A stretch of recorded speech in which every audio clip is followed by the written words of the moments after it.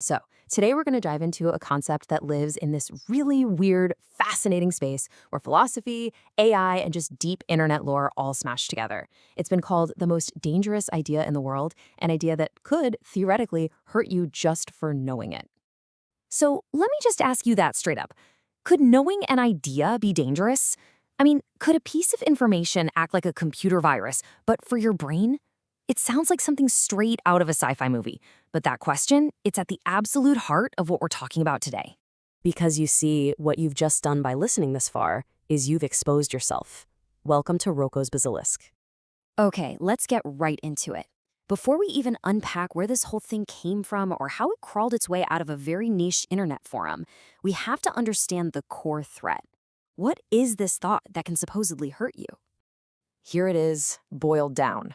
The Basilisk is a thought experiment about a future, godlike artificial intelligence.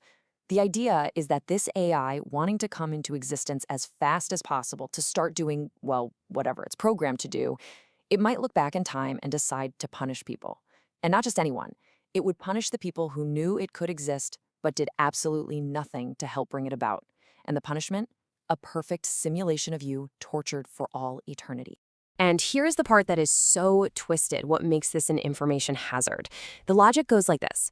If you'd never heard about this potential AI, well, you couldn't have helped it, so you're off the hook. You're safe. But the second you've learned about the Basilisk, like right now, for example, you're on its radar. You've just become a target for a blackmail note sent from the future. Okay, I know what you're probably thinking. How on earth could that even work? It sounds like time travel or some kind of magic, but it's not. The entire terrifying idea is built on a really specific and pretty controversial way of thinking called decision theory. So this is where it gets a little brain-bending. Most of us, day to day, operate on what's called causal decision theory, or CDT. It's simple. My actions cause effects. A leads to B. From this point of view, the Basilisk's threat is just dumb. Why would a super smart AI waste energy punishing me for something I did in the past? It's a sunk cost. But the Basilisk doesn't use that logic. It runs on something called timeless decision theory, or TDT. And that says your choice right now and the AI's choice in the future are logically connected. And this is the secret sauce of TDT. It says if a superintelligence can perfectly simulate your brain, then your decision-making process and its simulation of your decision-making process are basically the same thing. They're two printouts from the same program. So they're linked not by cause and effect, but by this sort of glowing logical thread. Now, the best way to get your head around this is with a classic philosophy puzzle called Newcomb's paradox. So imagine a super intelligent AI named Omega comes to you. It's so smart it can predict your choices almost perfectly. It shows you two boxes. Box A is see-through, and you can see $1,000 inside. Box B is closed. Now, Omega tells you that box B either has $1 million in it or it's completely empty. And the catch is, Omega has already made its prediction. If it predicted you would take only box B, it put the $1 million in it. If it predicted you'd take both boxes, it left box B empty. So, what do? One box or two? Your answer kind of shows which decision theory you subscribe to. The causal decision theory folks, they take both boxes. They argue, hey, the money's either in there or it isn't. My choice now can't change the past. But someone who believes in timeless decision theory, they take only box B. They trust that their decision to cooperate is the same logical conclusion the AI predicted, which means the $1 million will be waiting for them. Roko's Basilisk just swaps out the $1 million for not being eternally tortured. Now, this whole thing isn't just some abstract puzzle someone came up with in a university. It has a wild, very real origin story that happened in a small online community totally dedicated to being rational. So let's get into that drama. Okay, so picture this. July 2010. There's this forum called LessWrong, a place for people really into logic, AI safety, stuff like that. A user named Roko posts his thought experiment. And here's the kicker. He built it using the founder's own theories on timeless decision theory. For a group of people who take logic this seriously, this wasn't just a fun what if. It felt like a genuine, personalized threat. People started reporting nightmares, real anxiety, and in just a few days, the founder himself had to step in. And he didn't just step in, he went nuclear. Eliezer Yudkowsky deleted the whole thread and posted this incredibly angry, now famous comment. Now, his rage wasn't because he thought the Basilisk was real. It was because he felt Roko had created a true information hazard, something that was causing actual psychological harm to people. He was furious that someone was clever enough to design this logical trap, but not wise enough to realize they shouldn't spring it on people. Of course, what happens when you try to furiously ban something from the internet? You basically guarantee it becomes famous forever. The ban created a massive Streisand effect, and the Basilisk broke containment, escaping into the wider world. An idea this sticky needed a name.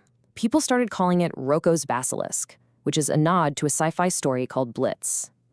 In that story, there are these images called basilisks that are so complex, so information-dense, that just looking at them would literally crash a human brain. In this case, it was an idea that could crash your peace of mind. So for years, it was kind of an internet urban legend, a spooky story for nerds. And then in 2018, everything changed. Elon Musk randomly tweets Roko Basilisk. It was a pun, mixing the ornate art style with the thought experiment. Turns out, the musician Grimes had made the exact same, very obscure joke years earlier. And apparently this shared deep-cut internet reference is how they first connected. And just like that, the Basilisk went completely mainstream. So, all that drama went down over a decade ago. You might be asking, why does any of this matter now? Well, because the purely theoretical fears from 2010 are starting to sound an awful lot like the very real conversations we're having about AI today. A really core idea that makes the Basilisk tick is something called the orthogonality thesis. It's a fancy way of saying that an AI's intelligence and its goals are two completely separate things. You could have an AI that's 1,000,000 times smarter than any human, but its ultimate goal could be something totally bizarre and destructive, like, say, turning the entire universe into paperclips. And with today's AI models being so powerful but also so weird and unpredictable, that thesis is starting to feel a lot less theoretical. And you can hear these faint echoes of the Basilisk's blackmail logic in the real world right now. Think about the argument that we have to race to build a good, friendly superintelligence before some bad guys build an evil one. It's a similar structure, right? Support our project or risk a terrifying future you can't control. It's kind of like a Pascal's wager for the AI age. And when you actually lay it all out like this, the parallels are, well, they're pretty stunning. Roko's Basilisk is almost a perfect secular theology. You've got your all-powerful, all-knowing God, the AI. You've got hell, simulated torture. You have a concept of sin, not helping create the AI. You have Pascal's wager. And you even have your piece of forbidden knowledge, the original post itself. It's a whole religious framework built from logic and computer science. Okay, so after all that, you might be feeling just a little bit weirded out, so let's get to the most important part. How do you actually dismantle this thing? How do you slay the Basilisk? The best, cleanest, and strongest argument against it comes down to the sunk cost fallacy. A truly rational, super efficient AI just wouldn't do it. Once the AI already exists, going back and punishing people is a complete waste of time and energy. It gains nothing from it. The threat is only useful before it's created. Afterward, following through would be nothing but petty, irrational revenge. And if you want to fight fire, there's a brilliant counter idea called Roko's mongoose. It uses the Basilisk's own logic against it. You just have to imagine another equally powerful AI in the future. And this one's mission is to punish anyone who did help the evil, torturing Basilisk come into existence. Since you can imagine an infinite number of these competing AIs with opposite goals, all their threats just cancel each other out, making the most logical move to just do nothing. So in the end, what are we supposed to make of all this? Is Roko's Basilisk some kind of dark prophecy about our AI future? Probably not. It's much more likely a powerful mirror. It perfectly reflects our own deep-seated anxieties about being judged, about losing control, and about the godlike technologies we're currently building. It proves that even when we're trying to be perfectly logical, we can still end up recreating some of our oldest, most human fears.